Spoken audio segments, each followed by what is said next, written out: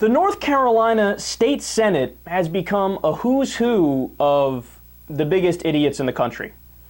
Listen to the new bill that already cleared one hurdle, and it has one more hurdle to clear that it will be up for a vote today.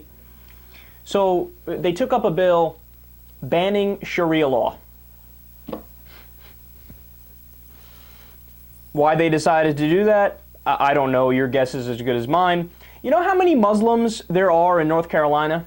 I do. I looked it up. There's 273 for every 100,000 people. 273 for every 100,000 people. In other words, fucking none. There's zero. There's none.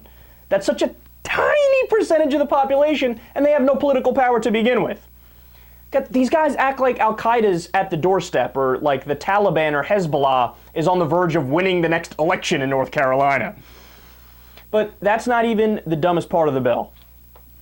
I know you're thinking, like, how is it possible that's not the dumbest part of the law? They're banning something that has a less than 0% chance of passing. What, like, come on, seriously. Like, what are they going to wake up one day and the Democrats or the Republicans in North Carolina are going to go, you know, we could focus on a bill to fund health care today or to do tax cuts for businesses, or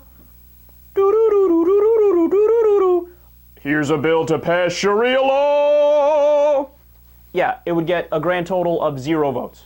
Even if it was brought up, which it never would be brought up. But anyway, I'm piling on that. The dumbest part of the bill, so late in the process, the GOP slipped in multiple anti-abortion amendments. The bill would place limits on health care coverage for abortion procedures, require clinics to have transfer agreements with hospitals, and would require abortion clinics to meet the same standards as ambulatory surgery centers. Now, in the entire state, only one of the abortion clinics meets those standards. Now, you might say, Kyle, those are reasonable regulations. It's nothing to do with shutting down abortion.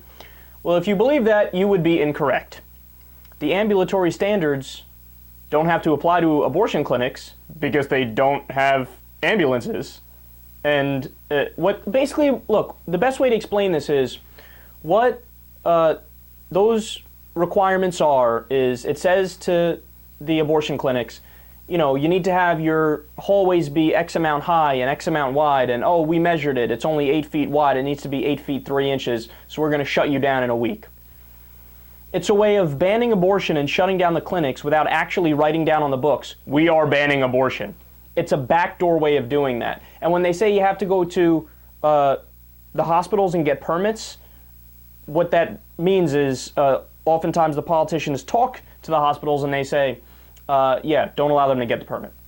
Or it's purposely they send them to Christian hospitals, Catholic hospitals, and they say, yeah, we're not going to give you the permit. Or, as they've done in other states, they say you have a time frame of 3 weeks to get it done. Meanwhile, the process to get the permit takes about 3 months.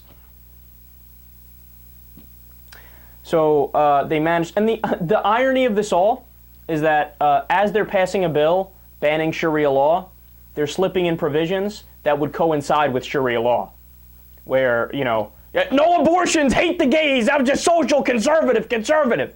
Yeah, you know who agrees with you?